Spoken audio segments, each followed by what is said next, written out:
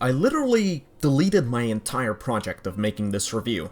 The script, the footage, and the audio.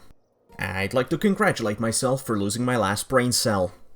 So, to keep myself from a meltdown, let's keep this brief, but packed with info. I assume you've heard of the Total War games. Basically a grand strategy game with tactical battles in which you control your massive forces. I reviewed Rome Total War a while back, and this sequel baked 2 years in the oven, which is surprising to hear since it's hard to claim that this doesn't just feel like a decently made overhaul mod for Rome. You can see that it's been some time thanks to the higher quality textures, a few new gameplay aspects, and new visual effects. However, underneath the shine, the soul is somewhat missing. Rome isn't remembered for its technically amazing battles. I doubt anyone would disagree with the facts that the pathfinding was janky, the enemy AI wasn't great, and that the graphics weren't too polished even for its time. But what truly made it stand out was its personality. The memorable music, the quirky speeches from generals, the character traits, and the wide set of distinctive units and areas. The battle arenas were all generated based on what the grand map had. If you had roads built, there'd be roads. If you had Greek buildings, then the buildings would be Greek. Every battle would start with a speech, all quite distinct and memorable, since everyone had something to say about something. Whether it was their faction, the actual tactical advantages and disadvantages, or even just things about themselves that lined up with their character traits. A man with few words would actually have few words, even if it came at the cost of his leading ability. But here's where Medieval shows its cracks. There are changes to the buildings on the battle map, but the pathfinding AI still behaves exactly like they did in Rome, just now they look janky. Don't even think about cavalry as being useful in long city streets, since they'll stop at every moment they can. Same goes for open field battles. Units won't listen to you if a single troop in the group of 75 happens to get stuck in a fight. Population still exists as a mechanic, but it's so pointless that it's basically just a necessary appendix, compared to a very interesting system where it was more dynamic, with people literally scattering into the regions they scattered in and so on, causing crazy influxes of population leading to squalor and riots. Also, don't expect memorable speeches. Sure, there's variety with all the factions, but it's all very one note. God and bravery are the themes here, and it sure as hell doesn't change, no matter who you face. Forget about commenting on anything more than that, though. You could be 50 men facing 1,000 and your commander wouldn't even care to mention the impossible odds. Saints above! Our enemies are in sore need of chastisement, methinks.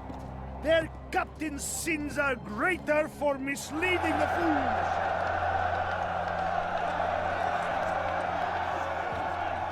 The soundtrack's more subjective, but man, is it just very generic medieval music.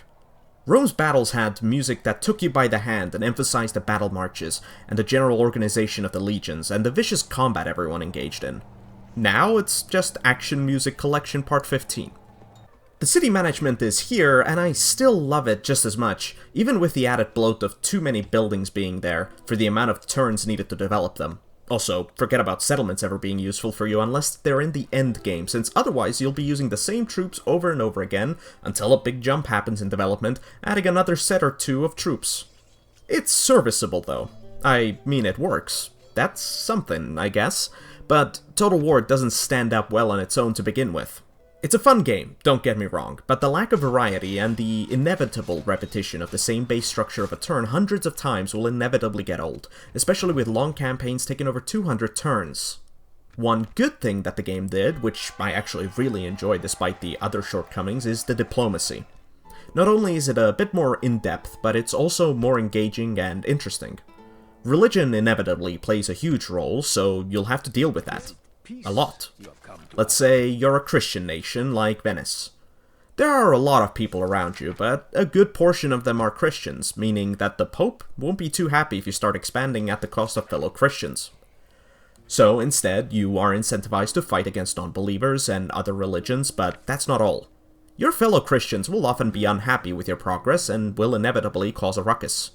So suddenly, you'll be playing politics with your fellow religious folks, hoping they won't attack you, since those wars will often be punished by the Pope, who will demand pacifism against them, and for you not to take their lands, making wars obviously unprofitable. And if you decide to ignore the Pope, you might get excommunicated. making you fair game for all of the other Christians. So you'll be playing politics while also trying to see how far you can push it with claiming Christian lands and taking advantage of excommunicated nations for your own gain before they're inevitably back in the Pope's good books. Or, to hell with it, just hire assassins. Kill all the important bishops in the hierarchy, ensuring your own priests get their well-deserved spots, and vote in your own Pope. Hell, just take Rome for yourself, and make sure the old man with the funny hat thinks twice before declaring you an enemy. So I guess that's the question. Do you want a total war in medieval ages? More diplomacy in a total war game? Interested in the religious politics? Well, if any of those are true, I'd still recommend medieval. But for the rest of you, you'll likely find this to be a disappointing entry. Thanks for watching. Ransom us! It is efficient, yeah? Yeah, you know this is best. Nein, have mercy! God will see your mercy, mein Lord. The Kaiser will pay the ransom, ja? Mein Gott, nein! Spare us! The day is ours, Lord. The enemy are beaten!